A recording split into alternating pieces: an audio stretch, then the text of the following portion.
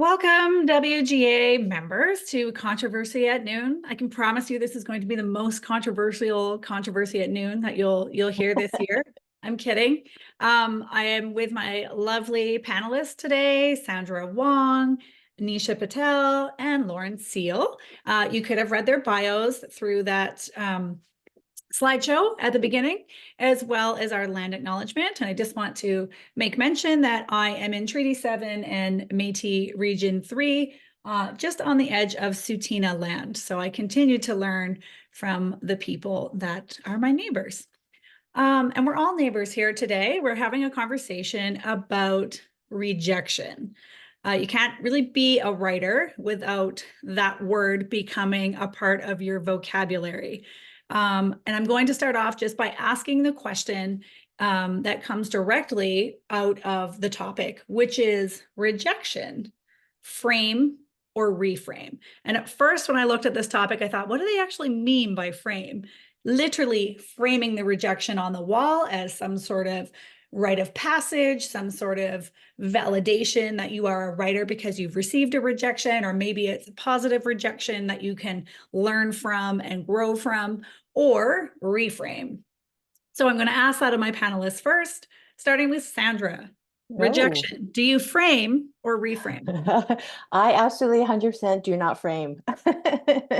I think I wonder if that became really popular. Was that in Stephen King's memoir on writing? Is that something that he did? I know for sure he saved his rejection letters because, you know, of course, back in the day.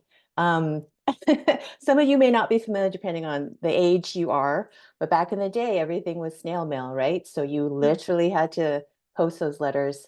Nowadays, maybe they have a Pinterest board for their rejection letters. I don't know. I do not frame them. I don't even know about reframing. They're just a normal part. You know, if you're going to get into publishing, whatever genre you are, whatever medium or media, it's just a normal part of publishing. So I don't really feel like I need to reframe either, but I'll get more into that.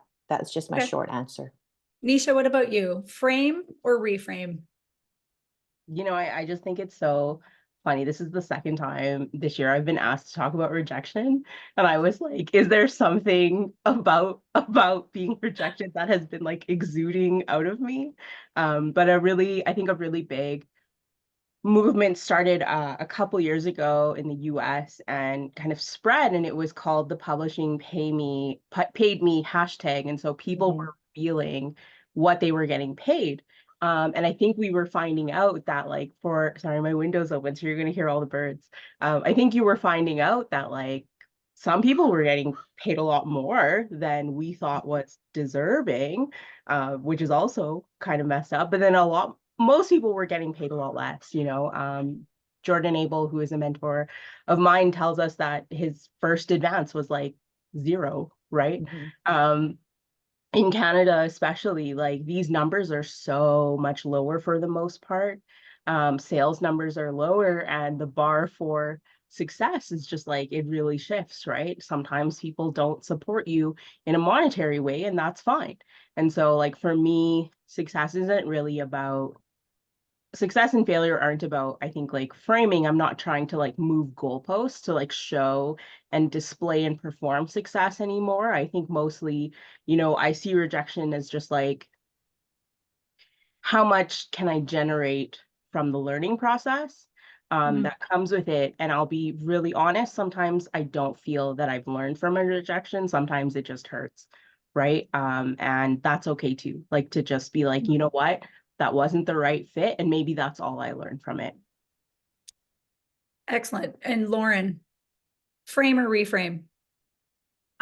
Delete immediately is no.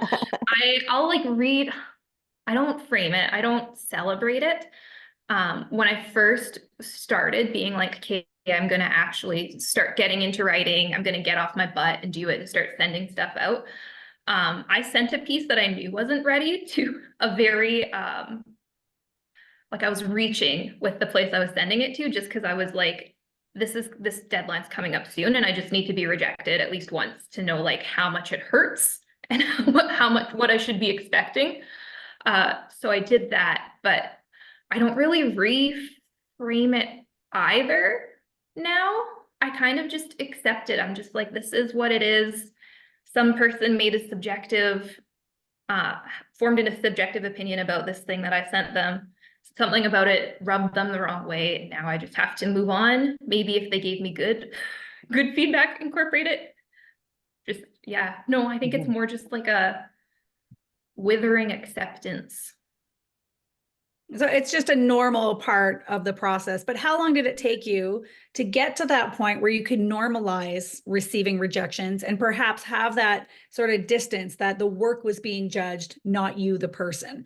Did it take any of you some considerable time to get to that point where you could be a little bit more neutral, even if it still hurt, or even if, you know, you had your expectations for a particular piece to be accepted somewhere? What was that like, that sort of spectrum of learning to accept rejection, or going from like being devastated to realizing, okay, this is just part of it, to, you know, or has it changed? Have you had a sort of similar experience with rejection all along?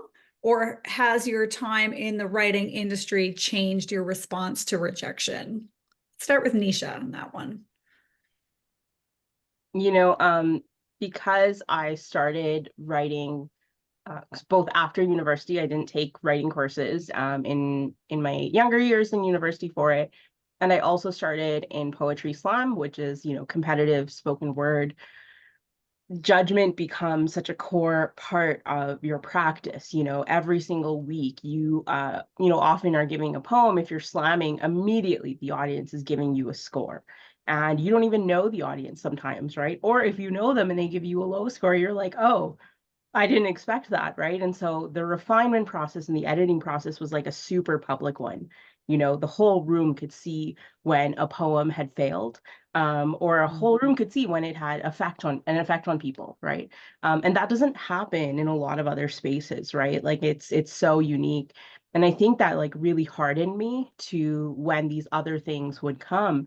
And when I tried to kind of transition to a more formal publishing space, even formal education, now that I'm doing a program for the first time, it was both really hard, and also a little bit easier for me. You know, like I was so used to this very public, literally in your face rejection. I took it a little bit easier, but the barriers were different, right? Now it was like, you know, you waited months for a rejection, right? Or you submitted here and here and here, and it was very normal to not get a response back.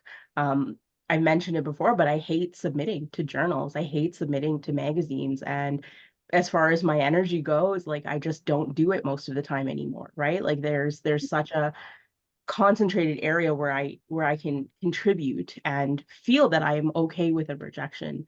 And now the rejections are, sometimes they're bigger and sometimes they're smaller. There was like a $300 grant a summer ago that I was not even shortlisted for. I was like, it was $300. It was local, you know. And then later it was like, I put together an application. It took 22 hours for a multi-layer grant. It was international. It was going from all these other places. Big rejection. And then I saw that they called for more applications because they didn't get enough quality ones. And I was like, oh, that's like I'm just gonna understand that as rejection. So there's all sorts of different kinds, and like all of them hurt, but I can choose which ones I want to put my energy to. Now I'm very lucky that I've built up a resilience to that, and also that I know when I can take it. Excellent. Lauren or Sandra, either of you, what, you know, have your experiences been similar to Nisha's? I mean, I don't know if either of you have that experience of spoken word or slam poetry. I'm telling you, we're going to sign up after hearing that, because yeah, there would be nothing like the audience response to know whether you nailed it or whether your poem didn't land. So I can see why that would completely change, or even make it easier initially for some of those more traditional literary rejections in a different setting and space. And then sometimes as a new writer, you get lucky right away and you get a piece accepted. So then there's that expectation that future pieces are going to get accepted. And that's where I've noticed a lot of people, you know, who've come to me with that sort of rejection woe, where they got lucky early. You know, they might have had a couple things published right away from their early submissions, and then they'll go a very long time without, and then it feels like you've done something wrong or that you're going in reverse. So sometimes it's the timing of those rejections. Any comments there from you, Sandra or Lauren? Actually, I want to comment on you bringing up luck, because I think that is a very large part of traditional publishing, is being lucky. But that does not negate the hard work any of us put into our careers or our work either. So it coexists at the same time as we're working our little butts off. So I started querying agents in 2011, which is 13. What year is it? It's 13 years ago. And at that point, I was very invested in the replies, and I got a number of rejections. And I kept wondering, I kept having to work very hard to separate myself and my worth as a person, and even as a writer, from those rejections. So I definitely had to work at it. When I finally got my first book contract, I actually did it without an agent. So it was just straight to the publisher, and they had an author group. And I was so scared that I just wasn't good enough, and I would be rejected even by this new author group, who were expressly, this community had been created to support authors just like me. But I was so freaked out about it, I couldn't even join. I didn't even join that community, because I thought, I don't think I'm going to measure up. I'm going to make all these mistakes. People are just going to laugh at me and go, boy, this is a rube. Like, she doesn't know anything. Oh my God. Like, I made up all this stuff, and that was part of the fear of rejection. Fast forward, it's been 13 years, and now it's like, it's fine. It's totally fine, because I am not my work. Part of me goes into my work, right? Part of me goes into the work. And I think we're all like that. That's why we do this. Part of our heart, our soul, our spirit goes into our work, but that's not me. It's not the whole of me. And I have worth as a person on my own, whether I write another thing or publish another thing ever again. So that's a thing that I remember, and I'm much more solidly grounded in. So that is okay, but that's not to say that when I get a rejection, it doesn't hurt. I definitely give myself time to feel my feelings, because I have feelings for sure. I have a great editor at HarperCollins Canada. She's wonderful. She's so good at what she does. She sent me an 11-page edit letter, and there was half a sentence about how good I was. Everything else was everything wrong with that manuscript. So you bet I felt my feelings about that for a while, and then let that settle. And just, for me, how I interface with my editors is I remember that they are working on the book or my story to make it the best it can be. That's the partnership. That's the agreement we have as author and editor. We're both working to make the story or book, short story, poem, whatever it might be, essay, to make it the best it can be. And if I can remember that, get back to that place where I can remember that, then the rejection is less of a sting. And then it's like, okay, I can get to work. There's a couple things you brought up there that I liked. One is this connection between sort of what you were describing as imposter syndrome and rejection, that somehow it means we're not a real writer, or, which is funny, because I find a lot of times with earlier writers, we're so desperate to be able to call ourselves an author or a writer. And, I look at writing forums all the time, and people are like, am I a real writer? And, oh, you're a writer. And there's this sort of controversy over what defines a writer. Are you a writer if you write? Are you a writer if you're published? What's the difference? How can I achieve that? And so, I found personally in my own career, that was sort of that's what I want. I just wanted that sort of validation that I was a writer. But the problem is sometimes if you wrap your entire identity in that, sort of what we're saying there, Sandra, that then when the rejection comes and you can't separate yourself from it, then it becomes deeply personal, and it's almost like an offense to who you are. So that was also how I've dealt with rejection in my career, is to simply say writing is just something I do. It's just one of many things that I do. It doesn't define me. I am not my art. I am separate from it. And it does give that distance. But yes, I think there is almost a grieving period where you have to feel the feelings. You have to be upset. And then you can, hopefully move on, whether you choose to actually frame that rejection or incorporate it, because sometimes we have positive rejections. And I'd like to actually turn that conversation for a second. And Lauren, could you tell us about a time that you maybe received a really positive rejection that was genuinely helpful to your growth as a writer? There have been a couple. So that first one that I sent out to be like, I just need a rejection, I need to get one under my belt. I somehow made it to like a second round where I got feedback. And there was like some feedback that was like not very good. It really hurt my feelings. And I was like, it's okay, it's my first time. But a lot of the readers like wrote, I would say a majority wrote back saying like, oh yeah, I would read something else that this author were to send in, if they were to send something else. Which then also bolstered me, because I, again, was right at the beginning. I was feeling and still feel that whole identity crisis of like, am I a writer? Am I not? Am I good enough? Like, what is going on? And I thought, oh, like I can maybe do this. So it both like I was rejected and hurt, but then I also was bolstered because I was like, I can move on with this. And then also, weirdly enough, when I was querying, looking for agents, I remember in particular when they would request fulls, I'd always get my hopes up only to feel extremely crushed after. But there was one agent who I was just honored that they even read it. They were like a bigger agent. They represented, because I was writing in the YA genre, a lot of the YA authors that I personally really looked up to. And I considered like, oh, you're big, you're like a real writer. And I was just told, and there wasn't even any feedback. It was just, oh, she doesn't have time to help you launch a career. So then me in my head, I guess I did reframe it. I was like, oh, there's a possibility that I could launch a career in this.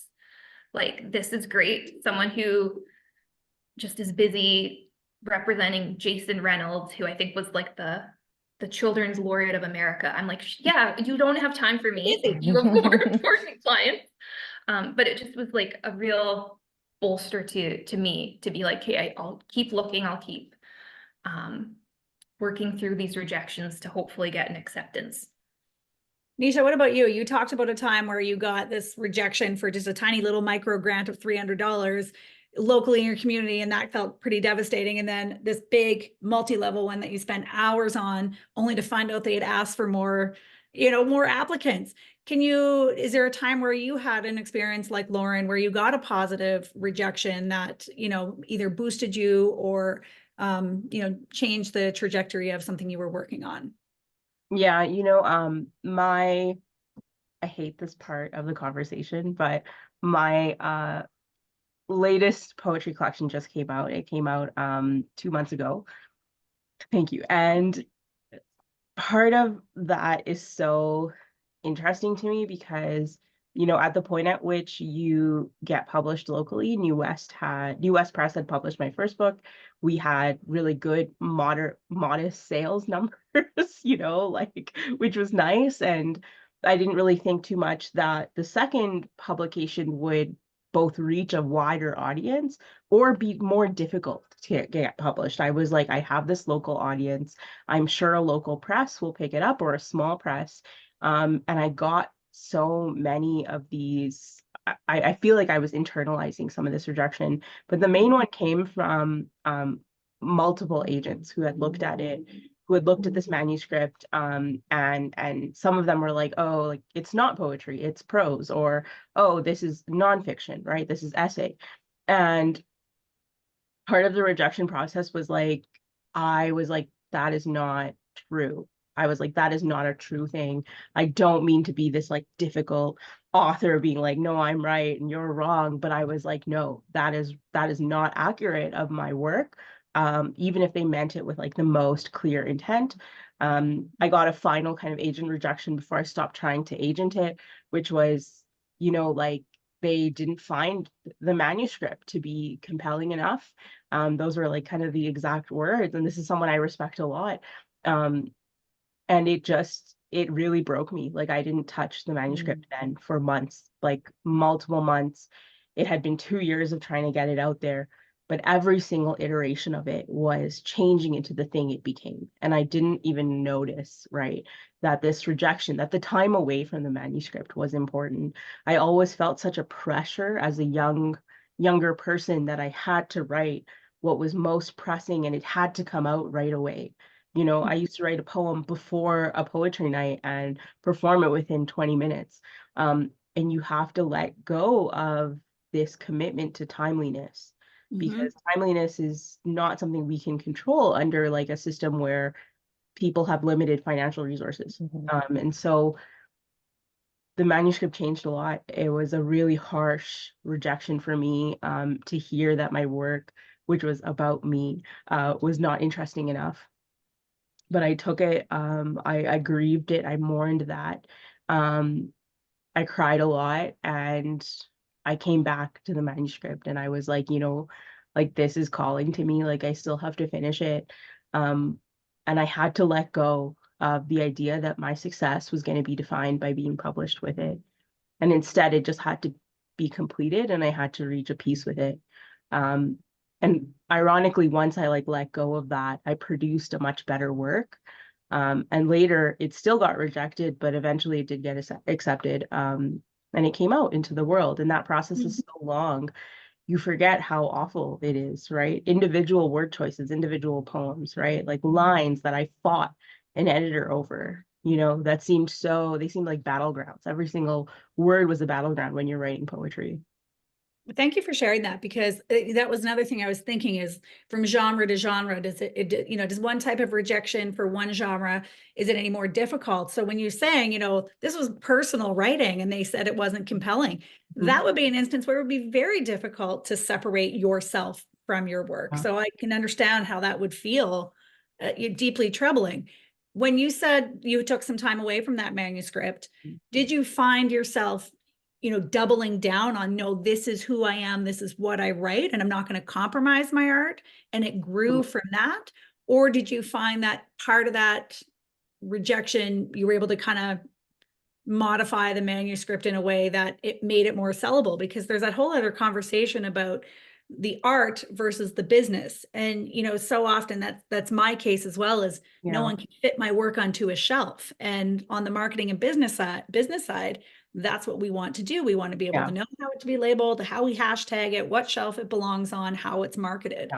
So did you find you were moving towards that, or you doubled down and you just went back to that earlier version of the writer you, who could write a poem in 20 minutes and say, this is the art that I produced, and I'm not going to, try and appease the I did my undergrad in business. I have a business degree, and that was incredibly useful for the first 2 years as a writer, where honestly, I was marketing a product that sounded way better than the skill actually was, and I used that to, I think, like really push myself to get out there and establish myself as someone who was committed to being publicly in the community, which you don't have to be, right? Like that is not a thing you have to be. And I feel like the skill actually caught up later, right? That the technical prowess, or whatever you want to call it, caught up later. And it was like that fake it till you make it kind of situation. I don't think I was a fake, but I do think that there were a lot of times I had to really upsell what I was doing. And later I went back and I was like, it was true, but I would market it differently now. I used to think of myself as like a very publicly self-assured person and privately very like questioning and doubtful person. I love watching films. I love, following certain celebrities. I love being like, oh, like this is a fun public thing, and engaging in it and trends and watching pop culture evolve. And I had to be like, those people are not people who can tell me who to be. Right? No one is going to, in the end, like ultimately, like really tell me that, or I don't want to hear it. And having to come back and define yourself by a piece of work that other people might not like is such a commitment. Knowing it was rejected and suddenly that's like who I am. That piece is what I put myself into. But at the end of the day, like I really had to get to the point where I had to write for myself first. I had to write for a version of me that was someone's dream, someone internalized to me, right? Was I doing that person right? And I see like Catherine is in the audience, and Catherine and I have talked about it a lot, but I just had to figure out who it was that was going to exist in each piece of work, and know that both of those things are who I am, but also I am separate from those things. You know, day to day, I watch Twilight once a week. I love Robert Pattinson. I go to movies. I can eat an entire bag of double butter popcorn. I am diabetic, but not all of those things make it into my books, right? Not all of it is captured in my work. And so it is me, but it isn't. And therefore, I don't have to always be present in my work. I love that. I love that response. Sandra, you want to jump in there? Yes, I do. I just love this conversation because what we haven't called out yet are gatekeepers, right? And the whole idea of rejection is who's doing the rejection, who's doing the rejecting of us as writers or poets, essayists, etc. And those are the gatekeepers. And so part of the process, I think, and maybe it is reframing after all, part of the process of, I think, handling rejection and repeat it and making it, normalizing it, is realizing that the gatekeepers are subjective. There are no objective readings of anything that we write. It's all subjective because it's another human being or a group of human beings, right? For example, if so in traditional publishing, if you are submitting a book, and also, Nisha, I want to point out, I have never met anybody who enjoys the subbing process. I have yet to meet a single person who enjoys that process. At best, someone is neutral. And I think, you know, when you sub something in traditional publishing, it's always beyond just the one editor you sub to, right? There's an entire, they have their monthly meetings to talk about possible acquisitions. So your editor that you submit to has to sell your manuscript to everybody else in that acquisitions meeting. That's the marketing team, the sales team, the maybe the editorial executive, right? So it's a whole committee. And you have no idea, we as writers have no idea who's in that room, other than that one editor we may have been communicating with. But if we have an agent, we haven't even been communicating with that editor, right? So there's so many, we're so far removed from that process. And I'm pointing that out in the hopes of, you know, reminding people that's another layer between you and your work, and you know, getting it where you think you want it to go, being published. And just remember that there's some luck involved there. No matter how much heart and soul you put into that manuscript, whatever it is, the gatekeepers are the ones who have to make that choice in traditional publishing, right? So that's really, there's so many things about publishing that are completely outside of your control. So if you don't write for yourself, if you don't write to be true to yourself, then what's the point? That's really my attitude. Yeah, Lauren. Yeah, I wanted to jump in on that because with specifically the novel I have coming out, and this is something I didn't even think of until my agent actually sat me down and talked about it, is because the book is about an eating disorder and eating disorders. And she just like didn't hold anything. I love her. She was just bluntly told me, she's like, you might have trouble getting this book accepted because of the topic. She said, and then she said, because most of the publishers she wanted to send it to, the editors were all female. She's like, this is a disease. She's like, it's very diverse. It's not just women, but majority female identifying individuals who develop it. So she said they might not want to engage with this subject because they would have experienced it and they don't want to be triggered, or they know someone else who's experienced it, just because it's a disease that affects everyone. So it was just like another layer that I as the writer, because this was what I wanted to write about. This was the topic that I just didn't even think of or know about. And I needed that outside perspective to tell me like, oh yeah, this could be difficult. So it's, you never know as a writer if it's just like someone just can't engage with the topic. Like if you're trying to say you wrote a book about the pandemic and you're sending it out, like so many people don't want to even think about the COVID-19 pandemic, the lockdowns, that was really traumatizing for them. So there's really things you can't control. So that's, I don't know, how I deal with it is I'm just like, this is what I want to write about. This is what's important to me. And people can either choose to engage with it or not. Yeah. And sometimes people are just having a bad day. Like an Yeah. editor's reading your stuff and it's like they're having a bad I day had- and they can't concentrate and they can't engage. Like you have no control over that. Yeah, I had an editor come back to me because it takes place, my book takes place over an inpatient treatment. And she told me that she didn't think the length of it was realistic enough for the results in the book. And I was like, do you understand how the medical system works? Like, you don't get to stay there indefinitely. They kick you out. They have to move on to other, once you're like stable and they think you can maybe deal with things, you get moved on regardless of what your condition is. Like, yeah, it was one of those things where I'm like, oh, I don't agree with this. So like, thank you for not accepting my manuscript. It's so much, our writing, whether it's a finished book and it's trying to find a reader, or whether it's an unpublished piece trying to find a home, it really is about connecting with that gatekeeper.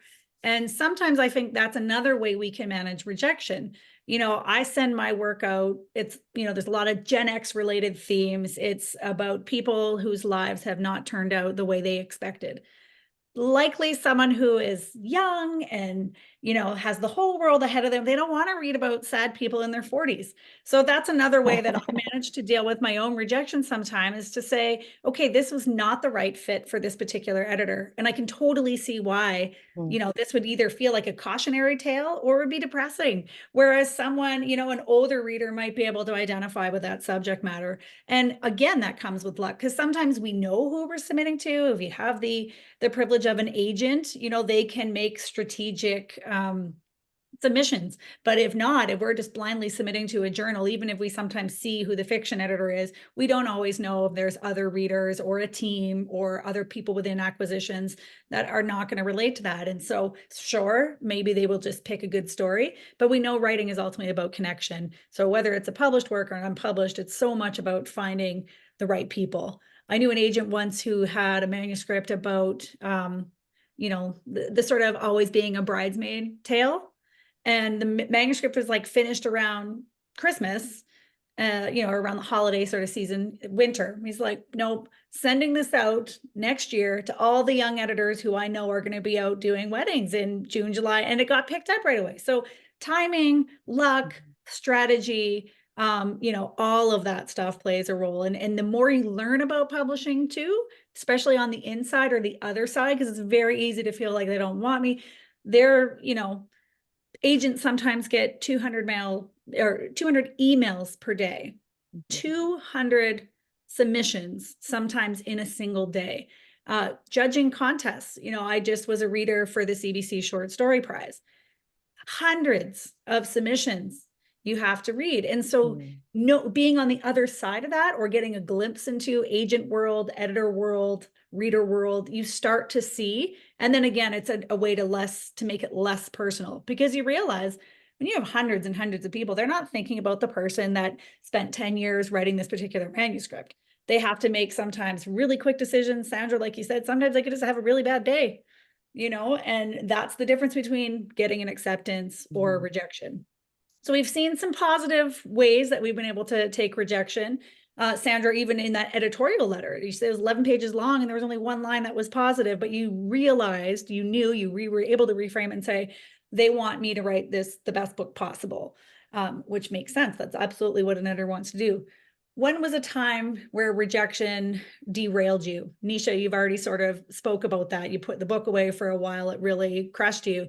Any other experiences where, and maybe it was the nature of the rejection. Maybe it was feedback that you didn't agree with. Maybe you found it, extra harsh or too generic. Sometimes the really generic ones, when you've put your heart and soul into something, you've spent hours on an application, sometimes those are harder to take. Do you have an example, any of you, of a time that a rejection really derailed you and it took a while to bounce back from?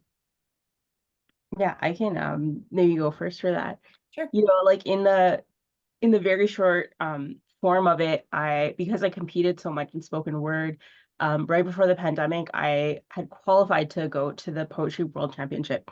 And then the pandemic led to kind of a travel lockdown. and I didn't get to go that year. It was 2020, and that was like a multi-stage process to have qualified. Through a series of circumstances in which in the following years, some other folks kind of changed their mind, it trickled down that I had the opportunity to go again. And I had to re-qualify, and I re-qualified in Brazil. Like I was flown out to Rio, and I did this thing, and I placed high enough to go. And then I got to the World Cup, which was in Belgium. Again, it was like some of the cost was covered, and I came second last in the World Championship. Like I was almost last. And I was so mad about it, you know, because I was like, all of this time, this has been like a multi-year process only to face this like big public defeat, you know? Like I was And like, yet you're at the World Championships, which right, is but such you know, a I'm like, Yeah. which huge is achievement. exciting. And this is Yeah. actually one of my favorite stories to tell now, because, you know, I came out of it and I was like, I don't know if I would have changed the poem I chose. I think I would have maybe changed some of the delivery. I wouldn't have changed shifting my schedule and stuff like that. I wouldn't have changed any of that. But I felt humiliated. I felt deeply angry about it. Things did not go my way. I actually got into a car accident while I was in Belgium, very minor. And a friend later was like, I was going to the finals. They were like, that was the universe telling you not to go. Like, listen. And I came home. And you know what? Unless I bring it up, no one cares. No one cares, right? It's fine. No one asks about it. They don't go, oh, remember that time? Like, it doesn't matter. And the thing is, they don't always remember your successes either. You know, we have too much information that is being thrown at us, right? We already have to account for like hundreds of people in our social networks, or even just our huge families. In my case, like no one has time for it. It's fine. It's okay. It will come and go.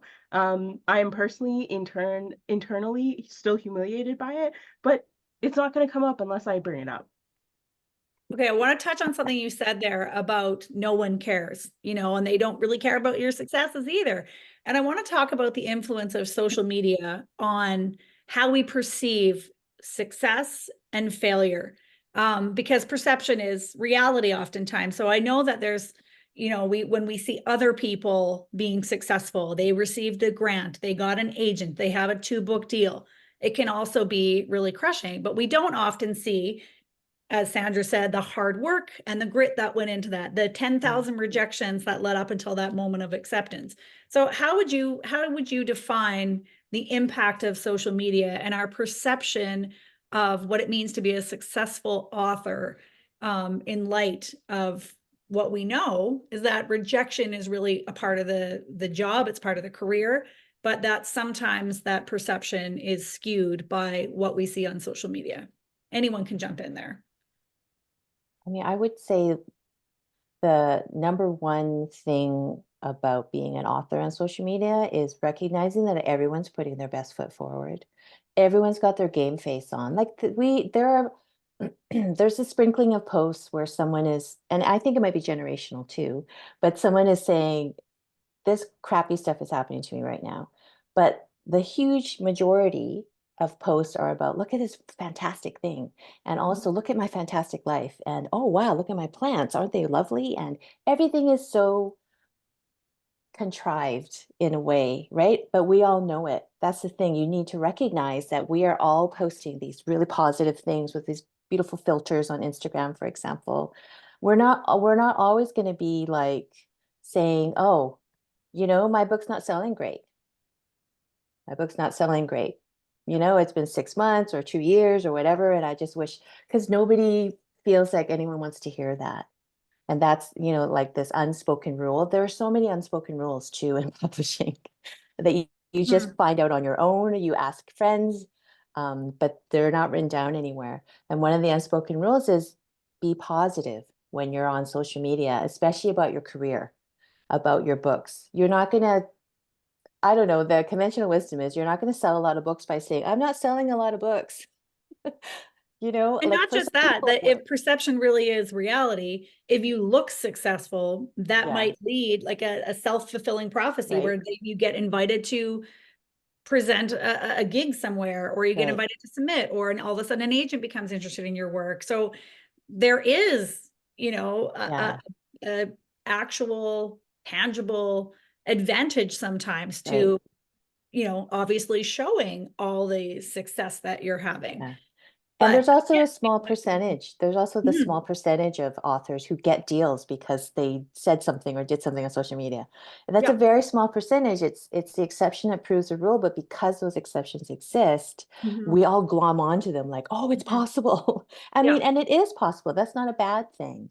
I Yeah. think what we're trying to pinpoint is being able to separate the possibility and having your dreams from sometimes the reality of rejection, which is that's not happening on the timeline that I want.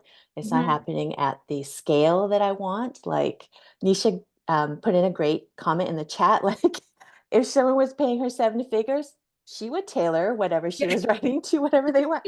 Like, I Yeah. mean, and that's real, right? We're not, how many of us are getting 7-figure deals? It's a very small percentage, but we all are so excited about that possibility. And sometimes that can be useful fuel, and sometimes it just makes us feel bad. So having social media breaks is really important, I think, as you know, to keep your career going, keep your creative juices flowing, and your creative life healthy is really important to take some social media breaks. Even when you know intellectually, you know that everyone's putting their game face on, but sometimes in your heart, you're like, ah, I'm failing because I'm not doing that.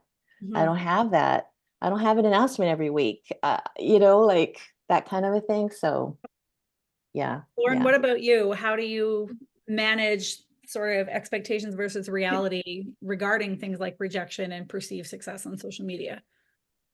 I know so my publisher that I am with, they like gave a webinar series to us about how to use different social media things.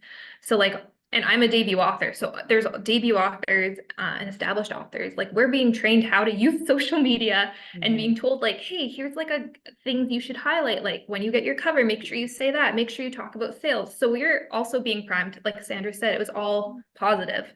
Like I'm being told put up all of these positive things, but I also like hate social media and love it. I call myself a lurker because I realized I'm a much more private person. So I just, and I hate photos of myself. So I don't like know what to post on social media. I skipped all the talks about TikTok because I am like, nobody wants to see me like doing voiceovers and dancing. Like I'm embarrassed thinking about it. And I just think it can be quite toxic and whatnot. But I have had many moments where I'm looking at social media and it's people that I'm like excited that they got success, but then also feeling like intense jealousy. And it makes me feel like I'm like, oh, I'm a terrible person because I'm so jealous because this person got 2 books, but I only got 1 book. And it's like you're getting rejections over and over, but it's just yourself telling you you're not good enough and rejecting yourself. So I'm very much with those, I try to think like, hey, there's room for everyone. This person's success, you can celebrate it, and it's not going to take away from your own. Like I'm still doing what I'm doing. So I try to take breaks from social media just because it's so hard. I don't know. I don't know if there's anything good with I can say, but it's all very much a mixed bag because it is necessary to promote your book and continue to get some success. But then if you're not getting the success that you think you should have, that you see other people having, it gets very difficult. And then I also have the experience where my book just arcs have gone out and it's gone up on Goodreads. And I'm now like telling myself, don't even go to Goodreads. Don't read reviews. Like reader rejection is a whole other level, and it all is dependent on how the reader was feeling at that moment. If they wanted to engage with your book, it's all even more subjective than agents being like, oh, I didn't like this thing. I didn't like this thing. So it's just a balancing and taking moments to safeguard yourself as well, to be like, you know, this is where I'm at. This is how I'm feeling. I'll just put the social media aside, or I'll put the manuscript aside for a bit, or I'll go work on something else. And isn't that social media, when we see those successes, you mentioned sort of being jealous or thinking, well, what's wrong with me, or why can I not have that success?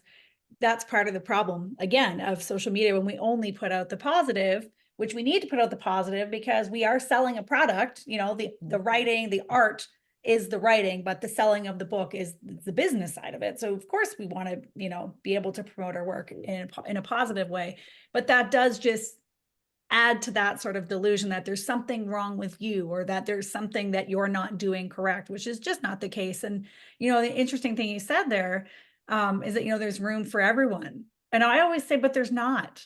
There really is not room for everyone. Everyone can write, but there's not room for everyone in publishing. And that's one of the hard realities, because at the end of the day, you're competing for publishing space, you're competing for review space, you're competing for grants. Those are legitimate competitions where there literally is not room for everyone, which is another thing that makes it difficult, is that at the end of the day, it, like getting on a basketball team or getting into med school, like there are often only a certain number of positions. Now, it doesn't mean you stop playing basketball, but there's something about writers where we take it as a deep tragedy where you cannot go on. So, I always default back to, if you're really not writing for yourself or for the joy of writing, because there can be so much agony and anguish on the other side by trying to get published, then it's probably not the best thing to be involved with.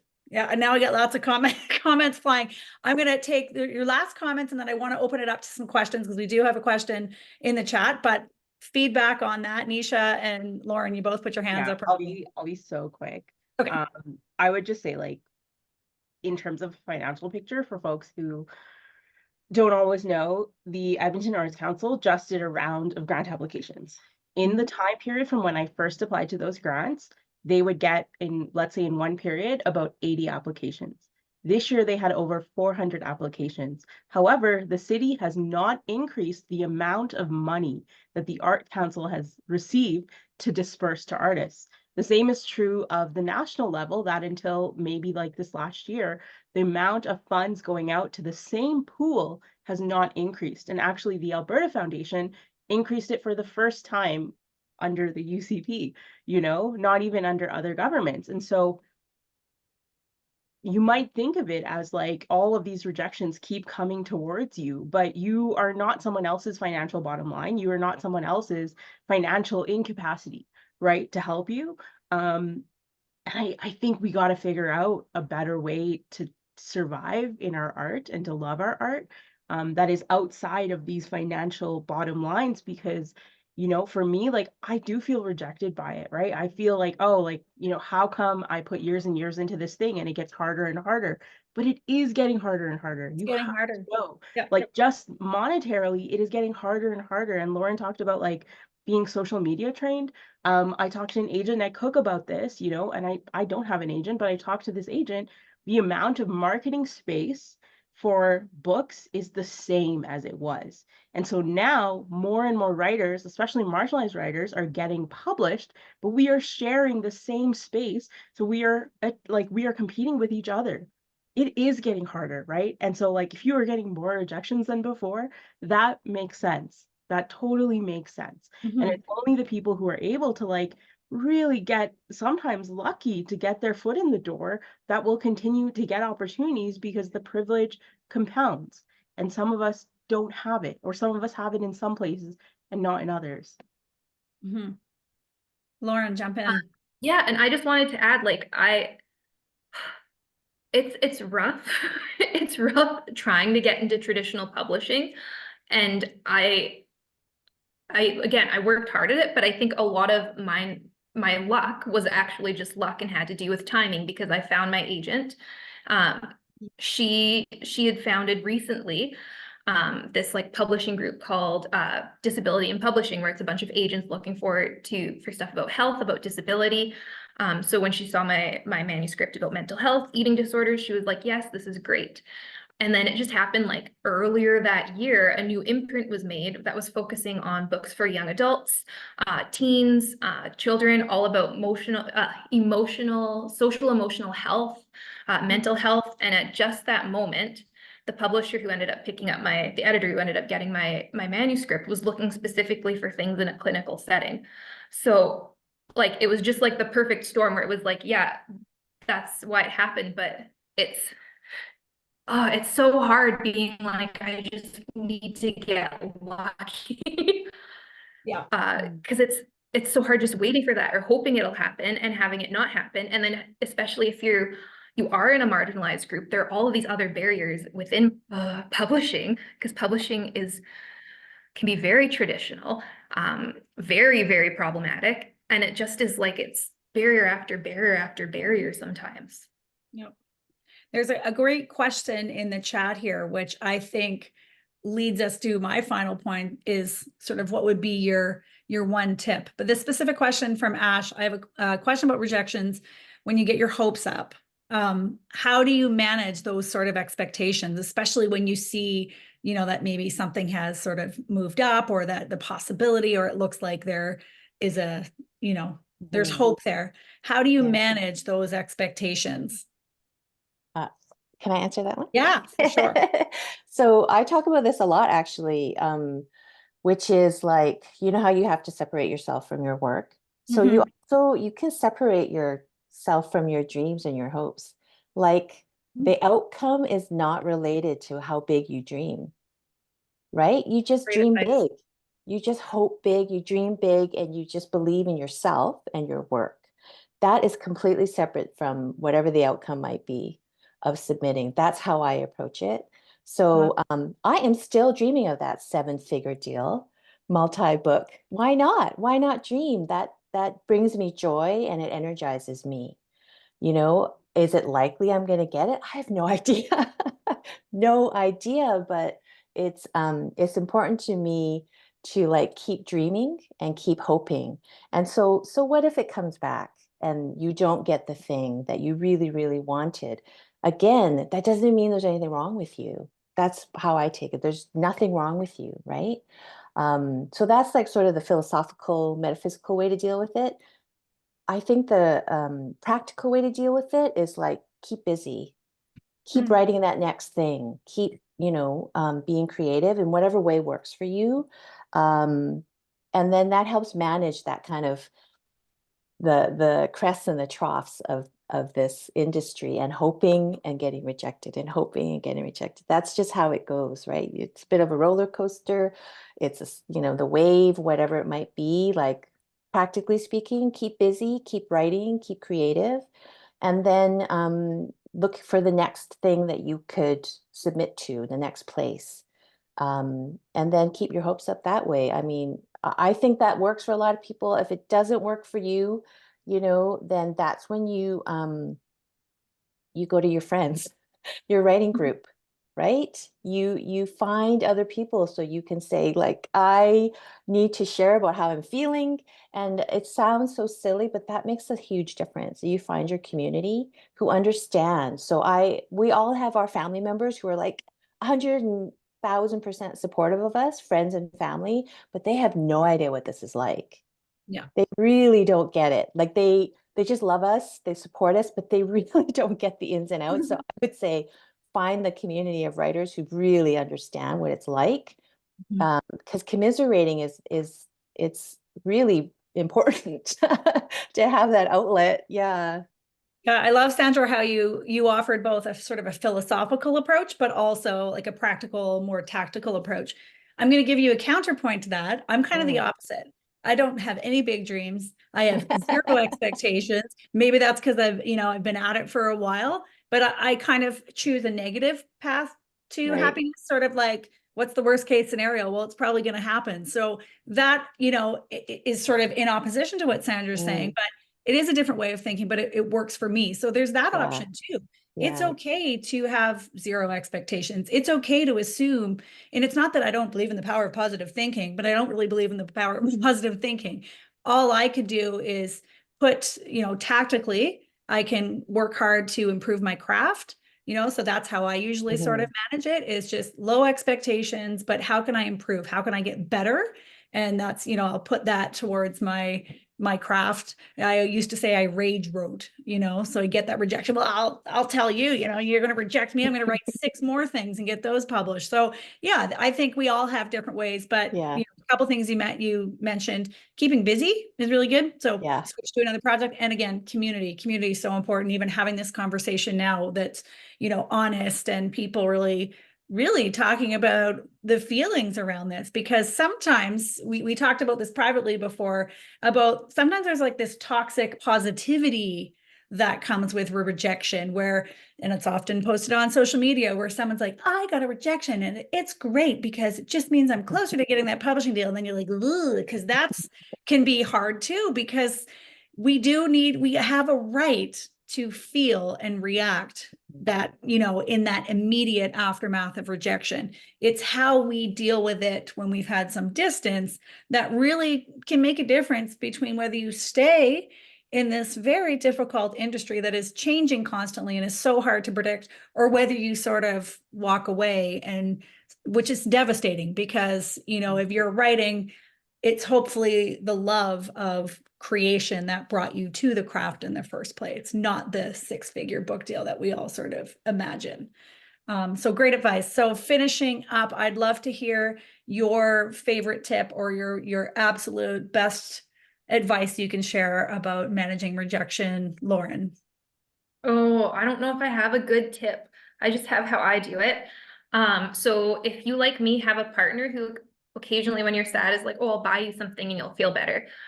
Only get them to buy you consumables, because otherwise you'll have, like, I got a book as a gift and I now have this book. I'm like, that's a rejection book. I got this book because I was rejected. And now every time I consider giving it to a little free library, but I think he wrote something in it. So I'm like, I can't get rid of it.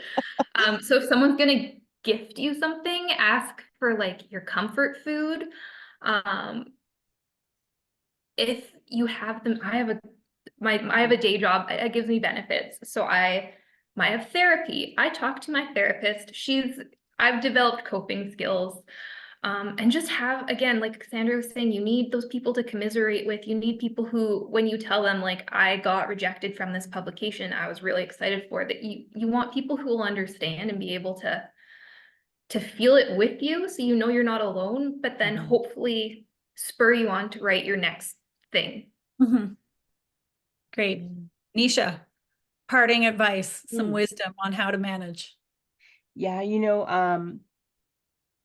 I think my ability to handle rejection it fluctuates with how stable I feel my life is, either with my health or with my finances, which are very closely linked. And I would say, like, if you can't, and most of us can't, make writing your full-time job, and the pressure of which can change your writing in bad ways too, don't do it, right? It's a lot easier to handle rejection when it's not your life and death situation. And that's okay, because if you write from a place of safety, you receive rejection from a place of safety too. And either that safety comes from having someone who supports you, supporting yourself, or, having a friends group, or, like a peer group that can help. One of the comments mentioned that as well, right? Like, it's not okay how we are treated as writers. It's not okay getting a form rejection. It's not okay being told no with no comments. We are supposed to talk to each other. We're supposed to rely on publishing individuals to care about us. And being told that we are not cared for is a hard thing. You should feel sad about it, but it's not a reflection of your worth. And if I can walk away from a rejection without, the next 6 months or 12 months of my life being on hold from a grant or whatever, then I would recommend doing that. Build a life where your writing doesn't define whether you're alive or not, or your worth, your worthiness. And you can do that by just having friends who will read your work, or finding a group where you can share it. A good offense is a great defense, I guess. I love that. And I think the biggest thing to remember is that everyone's writing path, everyone's career is completely different. I don't know 2 authors that share the same path to publication, or, no 2 careers look the same. So, often when we see someone else successful, it's so hard to even follow that because there was a million layers to get to that particular point. I want to thank my fantastic panelists today. Lovely, diverse, honest, vulnerable, funny opinions, perspectives on this. It actually almost, not that it was controversial, but we see that such a wide spectrum and a wide scope of responses. And I think normalizing all of those responses, so the jealousy, the rage, the sadness, the deep existential pain and dread, the not being seen, all of that is important. I wish it was not part of the process, but I think when we create art versus, you know, I don't know, I was gonna say making a sandwich, but some people would say making a sandwich could be art too. They call Subway people a sandwich artist, so that's not the best example. But we do tend to put part of ourselves in our art, and that what is ultimately why, you know, rejection stings. It's okay that it stings. It's, you know, kind of how we manage. And thank you so much, Sandra Wong, Lauren Seal, and Nisha Patel for such a fantastic, engaging conversation, and for the comments in the chat. We've been scanning them. I know my co-hosts here have been answering them. So thank you so much for tuning in, and keep on writing. Thanks, everybody. Thank you.